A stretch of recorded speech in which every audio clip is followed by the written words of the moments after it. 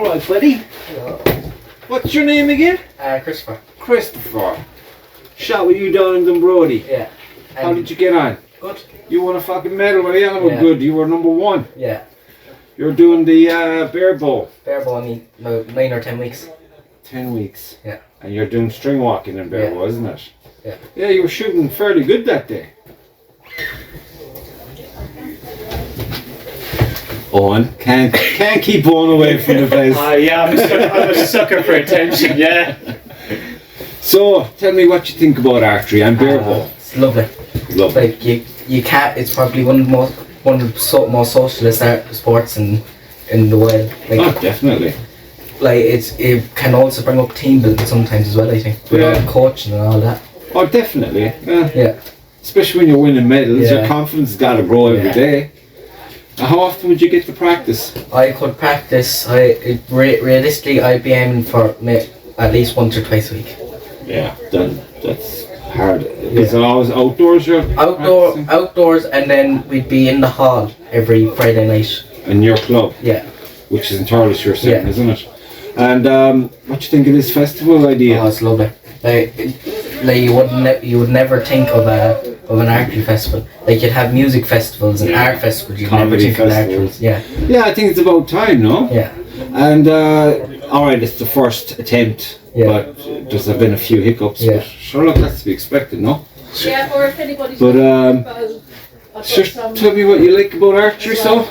Well, you've got an awful lot of calibers. Like you can go with the traditional bows, and then you can go to the modern with recurves and compounds. Yeah, compounds are. Compounds are basically wheels. Yeah, but I prefer the recurve. Yeah. Recurve is where it's at. Yeah. No offense, like compounds, but it is. But I've got nothing. You have to tell me everything you want to say. I've got nothing. Well, string walking is obviously probably probably a bit harder because you have to get everything spot on. Well, you have to know your distances and all that. Point. Yeah. No excuse. And you got some training from Owen with that, did you? How did that work out for you? Oh, that worked out lovely. Yeah. Like, there's an awful lot of technique changes that really worked, especially in Dunbrody. Oh, you were on fire in Dunbrody. Yeah. I mean, I think you were saying you got your best score on That was the best Saturday. score, yeah. How did you do on the Sunday? Sunday I scored the best I've scored in bear bowl. Very good. Yeah. So, well done you. You think you'll go to the next festival if they have another one? Oh, of course. It's very interesting. Yeah, like you have to think as well. It's only their first attempt. Like, Of course. Like the more they go on, the more it's going to get better. But it's already excellent. And they don't have. It's not like they've been financed by. It's nearly like a charity event. Yeah. Like, so it's they rely a lot on a lot of help. Yeah. So hanging on deck. Yeah. Like club really. Yeah. But I think it's admirable. Admirable is a good word for it. Just wish it was fucking more like June or July when it's warm. I think it was that, like, especially if it wasn't June, it was very wet. Well, that's this year, one off really. Yeah. I would say anywhere between May to July. Yeah. Somewhere in there would be super. Or even August, Yeah. early August. I'd say that they could be, like, you've got all the major competitions, like you've got That's the the thing, yeah. championships, and you've got all the types of championships. It's kind of every week or something on, isn't there? Yeah, so you have to pick when there's like a bank holiday. Yeah. And even then, I think I was in You there. could lose people as well. Who's that? Dunbrody actually have a stall inside, and they were saying it's some anniversary next year down there. So that'd be a big deal, and it's on the August bank holiday weekend. They were saying. Look forward to that. Yeah. I love Dunbrody. It's a great course. Dunbrody is lovely. Like The you course go, is unreal. like, you have to go. You can't just shoot on one course all the time. No, that's not. You're not going to grow. You're not going to get better. Got to go to as many different ones as you can. That's why it's so great getting to as many as we do get to get. But the Dunbrody camping is definitely a must. Yeah. I found it this year. It was like a big mistake not to camp because we're driving like nearly best part of 2 hours to and from, and then again, and then you gotta go compete. It's stupid. Like you gotta just get a fucking tent. Yeah. But so what else do you want to say? Well, I think it's probably good that that you started this podcast as well, because you have to show, like, it's not all about the competition. No, there's You have to people have some involved. crack, Like, yeah. you have to have the laugh. There's a lot of personalities there, you know. But the podcast was meant to be about art. Yeah. But there's an art in archery. Yeah. And since I started, like, all about archery. Yeah. I can't shut the fuck up about it. You get a bit of a burnout sometimes because you'll be watching YouTube videos all the time about archery. So like, right, time out. Yeah. Need to relax. But most of the people who've been on lately are all from archery that I've met in archery. But they'll come in and talk about things that have nothing to do with archery. Yeah. Might get 10 minutes about archery and it's like something else might have happened in the week. Yeah. In their daily lives, or they might want to talk about something completely different, and off we go, and it's all good. It's all inclusive. There's no rules. Yeah. You know, so you just gotta relax. Yeah. Enjoy it. Shoot shit. Yeah. You know. So, anything else you want to say? No.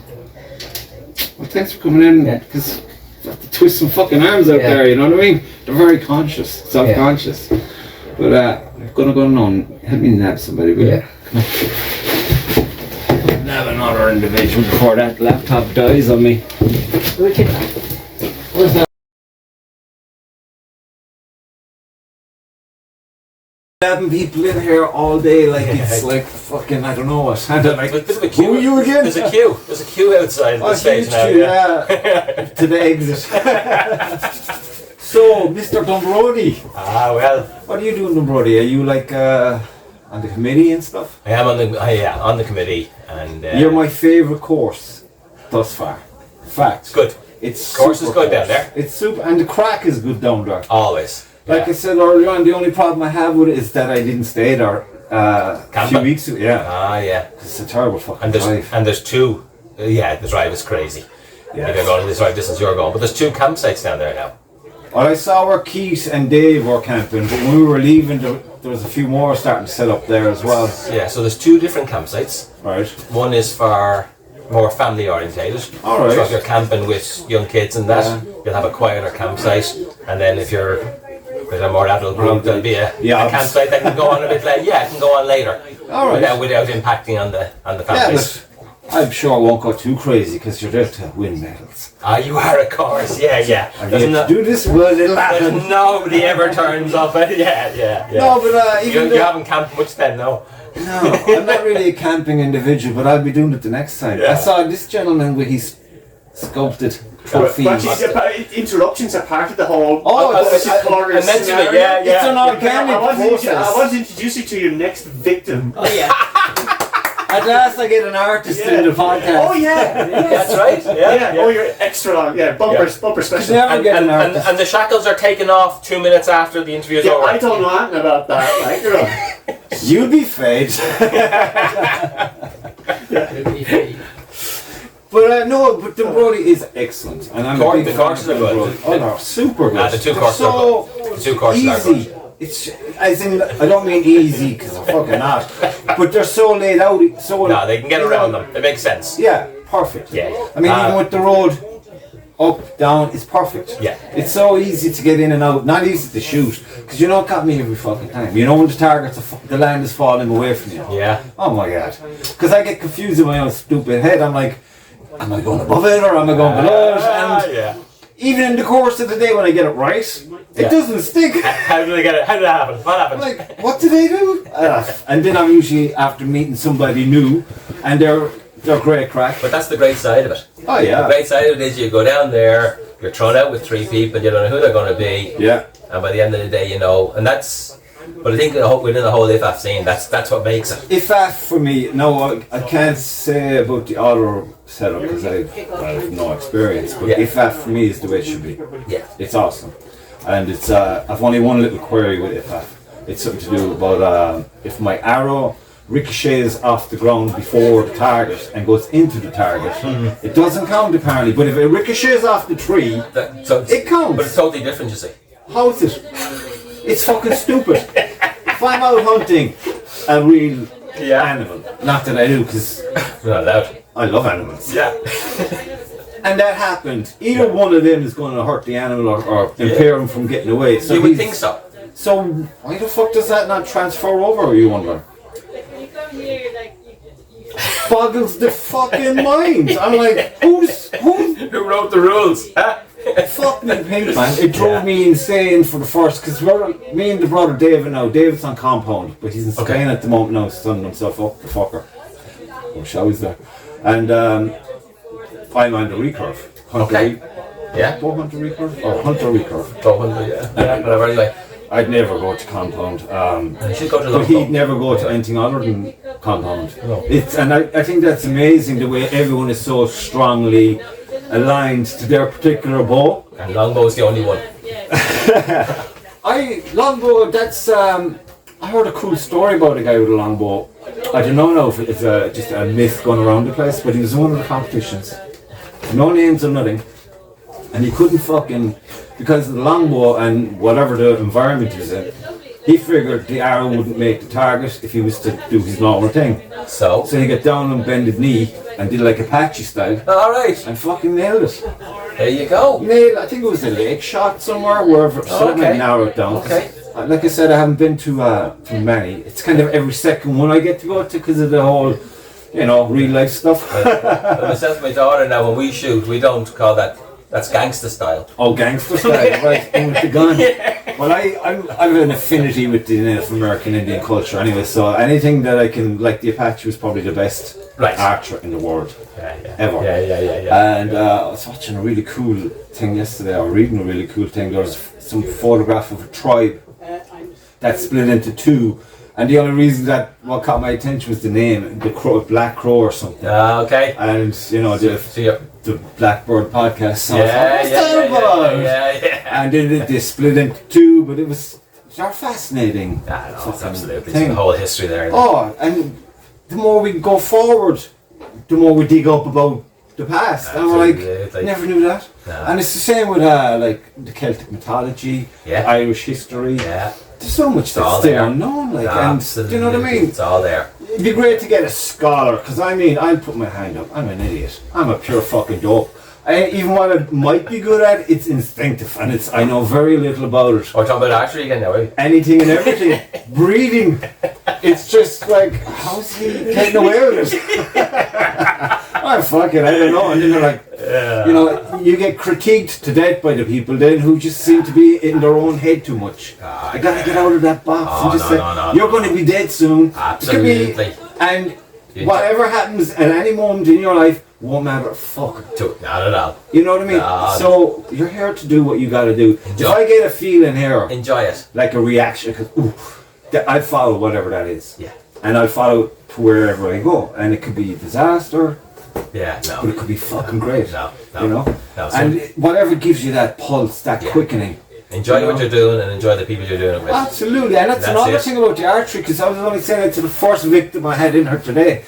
When I was doing, when I started there last year, I'd be going over there thinking, once I got the hang of shooting a bow, because it wasn't as I thought it would be. Yeah. But I'd say a week in, I was there to the brother, because he'd be driving back, and you know what, I think I'll get into the Olympics.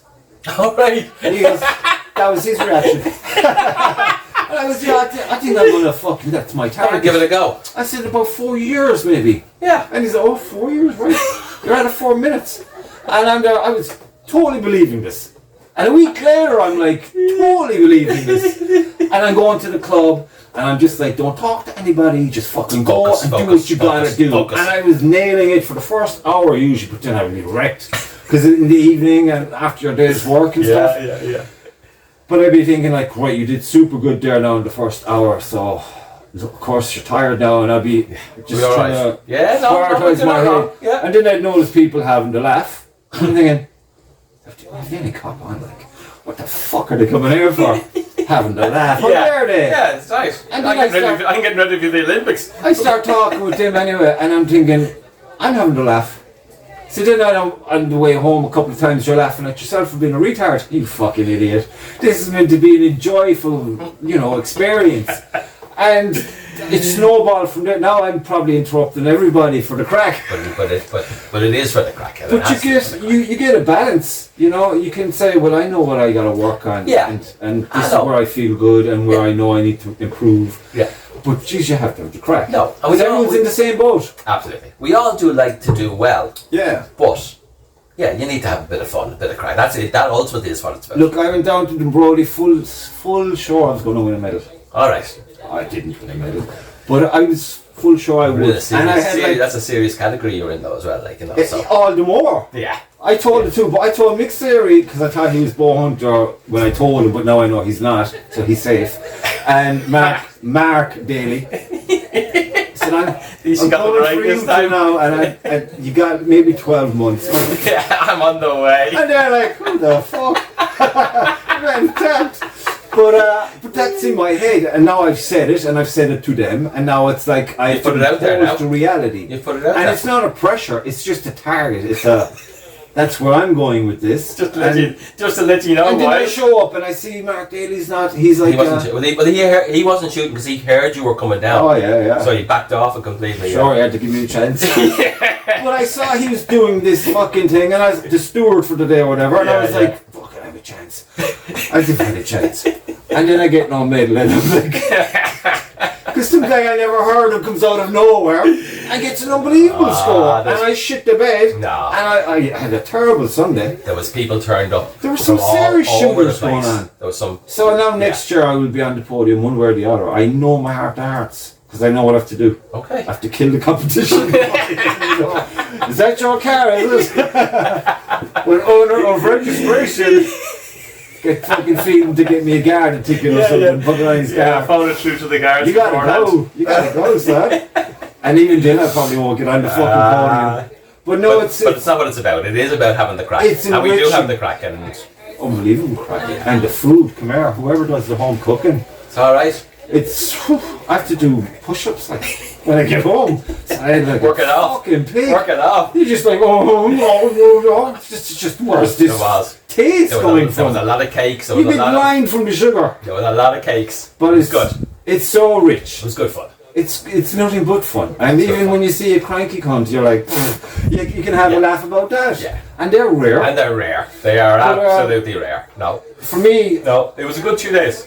The reason I started talking about it on the podcast is because it's kind of muscled its way into my brain. Yeah. And my everything. And it's like, I'll be watching all these fucking things on YouTube until you get to burnout. And then it's like, I just want to go shoot the bow now. Yeah. And then you go and you're shooting the bow. But it's like, it's such a vibrant... Yeah, it is, thing to have in your everyday. Absolutely. You know, even to have to meet the people, like you said, it's just multifaceted. Yeah, and they're all different backgrounds. They're all different, but we all just get together. Yeah.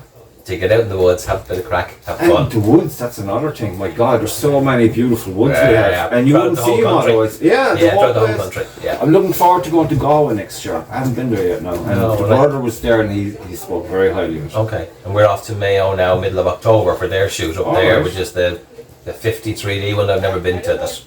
What's the 50 targets? 53D targets in the day. Shoot. Is that a 3 hour? I don't know. I haven't done it yet. Huh.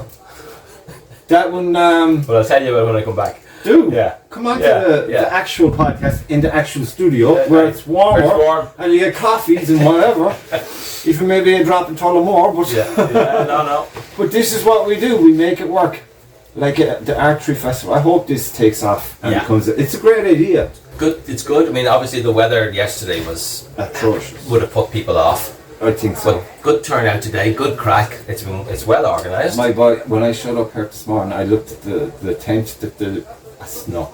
And then I was thinking, I got into the back of my own van. I was thinking, you could probably make something work here. And I was like, it's filthy. And it's full of easels and shit. No. So then I saw this and I goes, fuck, I wonder is the ending in the back of that van. Yeah, nice clean van. Perfect. Absolutely. It might help with the sound because I keep fucking the sound up on the podcast even when I'm in the studio at home. Insulated and everything like that. It's a super job. Right. Yeah, no, it's alright. So I hope this becomes an annual thing. Yeah. You know, it'd be even better if obviously if they could stay here and make this event. This could be a cracking location. Unbelievable. Yeah. I just had a quick look around earlier on and it's super like. Yeah. But It's just the weather, really, isn't it? Unfortunately, and you can't plan for that. But everything is here. They've done the work. They put the hardcore in. And it's a learning curve. It's a steep learning curve. Absolutely. Go forward next year. You'll be looking forward to it next year now, and it'll be bigger and better again. But there's people here selling stuff. There's people meeting people that you would only ever see networking the odd time. So it's good. Yeah, and clubs can cross-reference each other and stuff. No, it's good fun. Good crack. It is, yeah. So, how you doing? You surviving? I'm very nervous. You're in your fuck. Mess up. This is what I'm dealing with everywhere. No, but looking. So, would you like to introduce yourself, young man? Okay. Tom Joyce. I'm living in County Laois. Beautiful place called Glenbarrow. In the upper reaches of the Barrow River. Alright. Ireland's second longest river. Is it? So, and it's a beautiful place. It's a trailhead for long distance walks, and very, very popular with picnickers, day trippers, everything. Cool. Really gorgeous. Picturesque sort of. Yeah, but very. And wonderful place to kind of live, because it changes your whole attitude to life. Yeah. Living in that sort of a rural. Oh, without a doubt, yeah. From an artistic point of view, what it did then when I first moved there in 1981, I began to explore the place, looking at plants, flowers, and thinking, I don't know that plant. So I would research it, and then the best way of really getting to know it was to illustrate it, to draw it, sketch it, and then colour it, and it became, you kind of own it, and get its identity. So that was it. That was again from that was the beginning of art in Glenbarrow, in my home. Before that, it had always been art in my parents' home on a very casual basis, playing with materials and that. But after that then it became more serious, because I could devote more time to it, and it just grew from that. So I've been painting for 40 odd years now. Really? What do you paint? Everything. I am not limited to a particular. I paint landscapes, seascapes, portraits, figurative work, still life, in different formats. Recently, I've been asked to paint things in a far more loose type of painting than I'm used to. Right. Which I find. It's challenging, because I am a person of detail. Oh, you poor man. And I mean that. Yeah, so I'm inclined to go down a rabbit hole that way. Yeah. Whereas this has opened up a whole new, because this is what the customer wants. So I try and accommodate that, and I enjoy it, because it's another string to my bow, James. Of course it is, because I wouldn't be that now. I mean, I'm actually working on a commission at the moment of a portrait. I haven't done a portrait in a long time. Yeah.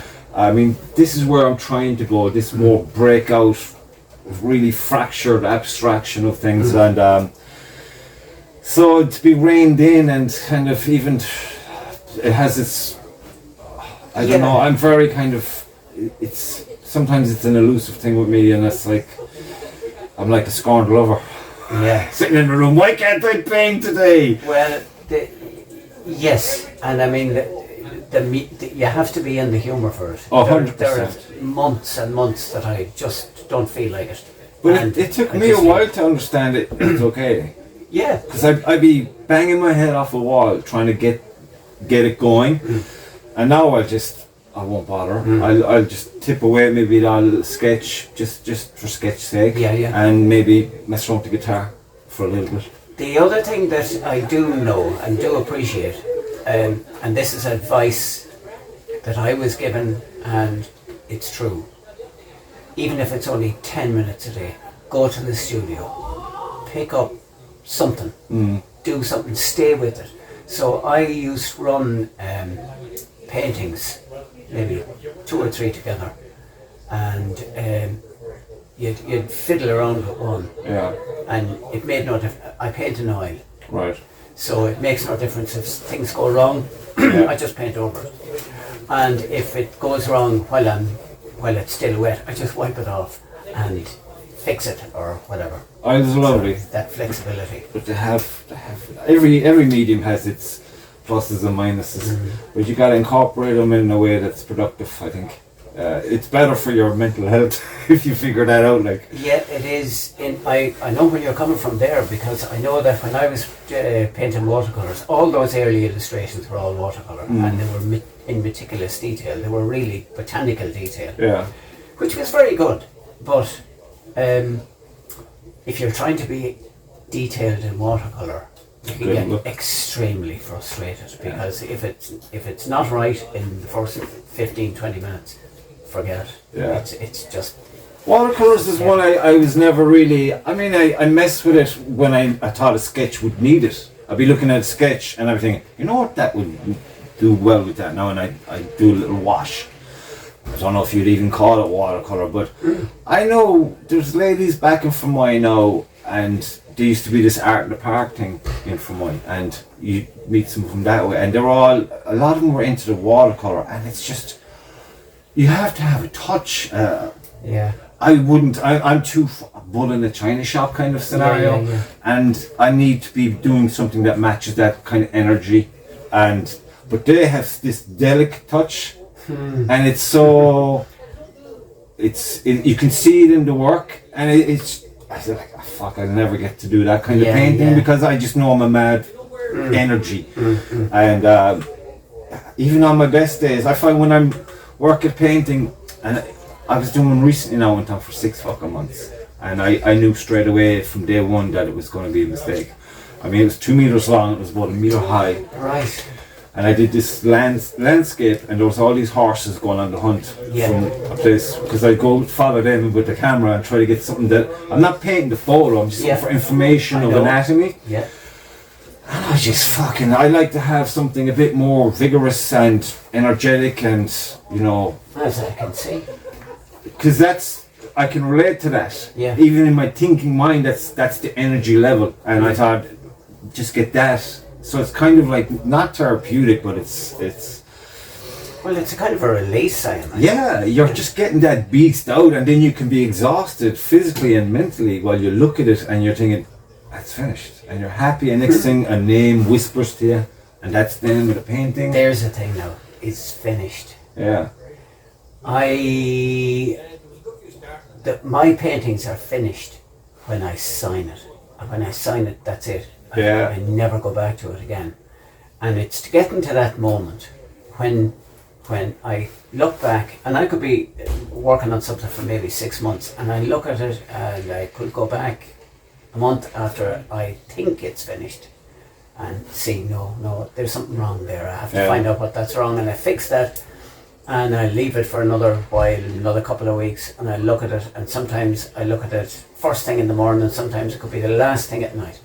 And then I get to the stage then where I say, I can't find anything that I want to fix in that. I'm happy with that. And I know when I'm mixing up my little colour for the signature, and I think, I wonder, is it ready now? And then I just write it in, and that's it then. And it's as if, it's like taking off a rucksack. It's all over. And a great feeling. Well, I thought I'd be that when I was telling you about the 2 meter one. I looked at that and I was talking to a friend about it, and I goes, I reckon by the end of the week this will be done. And before I got to the end of the week, I ended up whitewashing the whole thing. 6 months gone now, because I was just so angry with myself. And there was a lot of pluses in it, but the overall thing wasn't there. It was pretty, but it was boring, and I didn't get what I was, and I knew from day one, because I said arrogantly, I thought, well, I know I fucked that up, but I know I can compensate for it. And someone says, but it's just stupid talk. Earlier we were talking about, the different types of painting, whether it's landscape, seascape, whatever else. And what I do is I go, like you, I take loads and loads of photographs, and on the computer I have a file of clouds and a file of rocks and a file of water and a file of this. And that is my backup stuff, where I can look at it and I can think, I can examine it. Yeah. Instead of being in the field where you're looking at water flowing around the rock, which is changing every millisecond, and you're trying to trying to analyze the thing.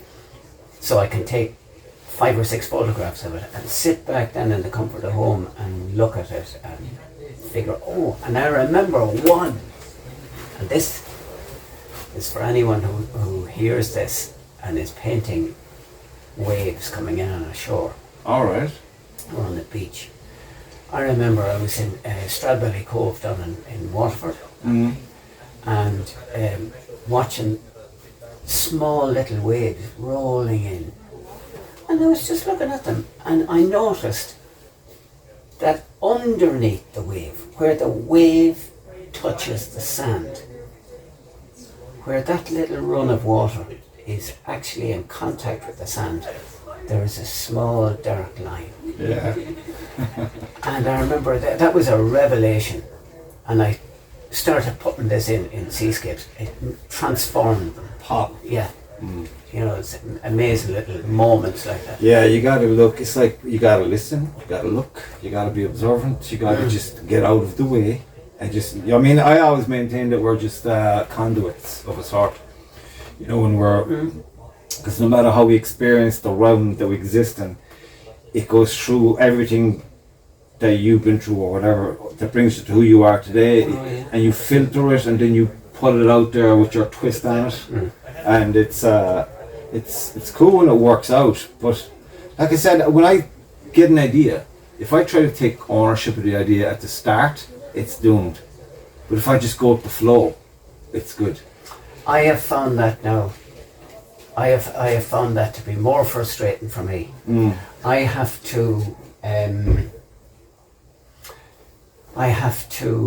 I'm just finished a painting for this lady, and it was a commission. But like I said to you before, I don't take commissions anymore because I found them a nightmare.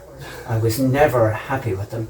I was worried, I was anxious, I was sleepless, trying to figure out, is this what the person wants? Will they like this? Is this what they had in mind? In the end I said, feck it, it's what I'm. So these are not commissions. Somebody will say, I want a painting of this wood out here. And I will say, well, I'll paint the wood. It may not be exactly that wood. Yeah. And I'll be painting the wood as I want it. Yeah. In other words, because this is I'm painting this for myself. This is my own painting. And then when it's all finished, you can buy it. you can buy it if you like it. If you don't like it, that's fine. It satisfies me, and it'll be on my wall. Exactly. And that has gotten rid of all of that anxiety. Well, luckily for me, I kind of shot that pony a long time ago. I said, fuck this, fuck you. I was going to do my own thing. Yeah. I just do stonework that'll pay the bills. Yeah. And it seems to be in demand since before I started it, and it's still in demand. So. But do you see, there's no pretension in that. No. Because that's coming from yourself. Yeah. You're working at stone the way you like it. Exactly. There's so many parallels with the art, even with the podcast, archery. I find I tune into something that they all have in common nearly, and it makes me right at home and comfortable and confident enough, even when I'm making a mess of things, that I can put it right once I persevere. Right. And there's something very nice about that. The other thing that happens there as well is that your own personality comes out through your work. Yes. When you're relaxed and comfortable with it, and it's I'm not saying it's easy, but it is easier than trying big time. It's a different animal altogether. And that free flow, like. That transforms, that can transform a painting or a piece piece of work or a piece of stone or whatever. When you're in that, you know, that mindset you get. We'd say you're happy. You're daydreaming almost. Things are on autopilot. Yes. That can come right out through the work. Yeah. No, it's because some people be thinking like that you've done something intentionally in a piece of work, and like, how did you know? They'd be saying to you, what are you on about? I have no clue what you're talking about. And as if I'm keeping a secret from them or something, and I'm like, I wish I knew what you were talking about, but I don't. But can you walk into your studio and just start something? Yes. With a blank. Oh, I can't do that. You know why? I have I'll to tell know you where I'm exactly going. why. I like to make a fucking tragedy, so I can see it in front of me, a tangible thing. Yeah. Now I know what's wrong with this mess, and I know how to fix it. Okay. It gets me there faster. Okay. Before, I've been through, like, I've been every cliche you can imagine, because I just go at a full tilt, and I'm like, I try everything and anything to get what I want out. I used to do a lot of writing, and even in the writing would inspire a painting, a visual thing, and then the painting would inspire back to the writing again, and then you pick up the guitar and you could chop them up when you have a song. So it was like a vicious circle.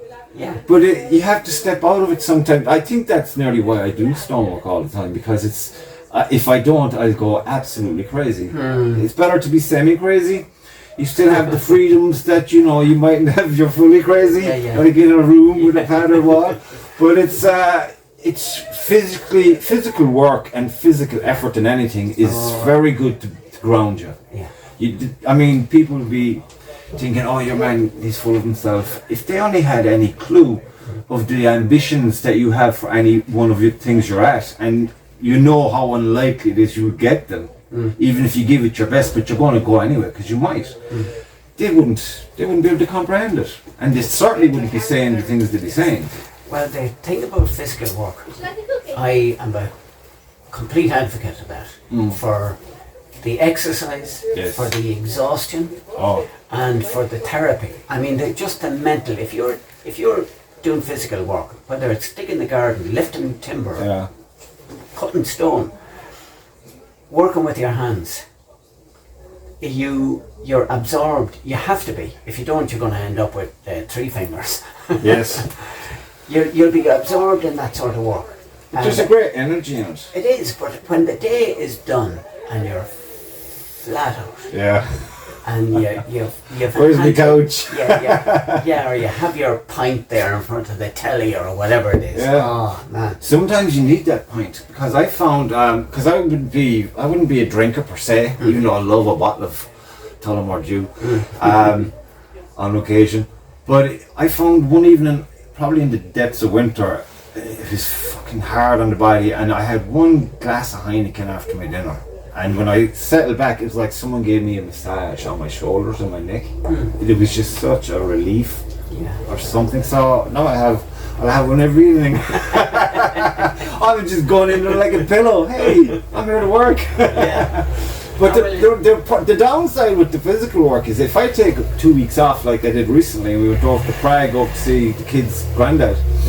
We go over there every year, like, oh my god, and the heat over there. I got back, it took me maybe 2 weeks to get back into nearly being okay to work, because physically I had holes in my hands and everything. I was like, what the hell? Because your body just gets rid of all the hard stuff that you've built up, and now you're relaxing, and it happened so quickly. And I get back to work lifting the hammer, I was like, Jesus, this is a heavy hammer. But once you get 2 weeks in, you got to go full tilt. It's in your head, you got to go and say, right, we know what's that. We got to go full tilt and persevere. It's going to be a hellish 2 weeks, but coming out the end of the 2 weeks, you feel like Superman. It's an awesome feeling. You know. When you get in the groove. That's what you want. But that's the only hang up I have. If you take any time off at all, you get punished. So it's get to retirement. I don't believe I'd be retiring for anything. Well, I'm a teacher. Right. I was a fitter before I was a teacher, and I taught mental work then for 37 years, and then retired reluctantly, actually. Right. But there was a retirement package on offer that if I didn't take, I would lose. Right. And it it would not come back. And I weighed up all of the things that I was interested in. And I suppose, and not top of that list, but teaching was definitely one of them. And I said, okay, without the teaching, will I have enough to keep me fully occupied and fully interested? And I discovered when I retired, and I went around for 3 weeks with all the retirement papers in a large brown A4 envelope, with it sitting on the passenger seat of the car. And I remember being at the post box that I put it in, saying, will I wait another couple of years? No, I let it. And I remember when that dropped into the box, thinking, well, that's it now. I can't take it back out. The process has started. I'm heading for retirement. And I discovered that I have so much on my plate now, so many interests and so many things that I don't have enough fingers for the pie. Yeah. And what it does is, whatever your work, whatever the work, it's when the work is not necessarily completely removed, but when it's taken away from the priority of having to work to eat and survive and pay the rent and all that, when that is taken away, it opens up, there's a freedom. It's like taking a bird out of the cage. I imagine, because I'm trying to do it all at once. I assume I've retired, but knowing I haven't. And I started a greenhouse early this year, and that's interesting. I did some very nice sunflowers this year. I got some lovely, what they call African queens, lovely bit of colour bursting through the garden. Okay. And I failed with my strawberries, but these are things to try again. Yeah. And there's the painting, of course. I want to get back to playing my guitar more regularly. There's loads I want to do. But you see, I can know, and there is no artistic person I know in whatever field that isn't like that. Yeah. They will chance anything. Oh yeah. They will fail at probably everything. We all do. But you pick up and correct it, or you just move on to the next adventure. It's God. Life is great. It is great. It is great. It's like you're here to experience as much as you can, like. Yeah. You know, I'm not the best swimmer in the world, but I got into kayaking. It's a great tranquil buzz when you're going down the river. I'm not into the frantic stuff. I'm into the just go to the current and then turn around and maybe go do the exercise part, which is go against the current, and I'll divide it into maybe 3 distances before I get to where I need to get, and I'd say I'm going to sprint from here to there, take a breath, enjoy the scene, then sprint again, and then stop and take it all in, and then go hell for leather for the end. That's my workout then. But on the way down, it's all just, oh, look at that lovely tree. Oh, what kind of bird is that? Yeah. And it's just this big breath out. It's just a lovely feeling, and it's just the reflections on the river going under the old viaduct and stuff like that. It's beautiful. It's a great thing, but unfortunately I'm not getting the time to do it as much as I would like. And then you have the archery, of course, and our addiction. They're all beautiful addictions. They are. And now I've this thing going on, trying to make this into something that I enjoy. You see how you tumble from one thing to the next. Oh yeah. And this is the interest now, this is going now. And it's like stacking up stuff behind you. There's a whole pile of things to fall back. Loads. And that's with the beauty of this guy is you can bring everything into it. Yeah. Talk about it. I mean, people who are also in it. Are we getting kicked out? Yes, we have to go. Oh my God, it's 3 o'clock. Right, 40 minutes, that flew. Okay, that was 40 minutes. 40 minutes, my friend. You'll have to come to the base. Yeah, well, I have your contact. I know where you hide. Oh, I don't get much hiding these days now with my kids. Right, so he's packing up. My studio's driving away.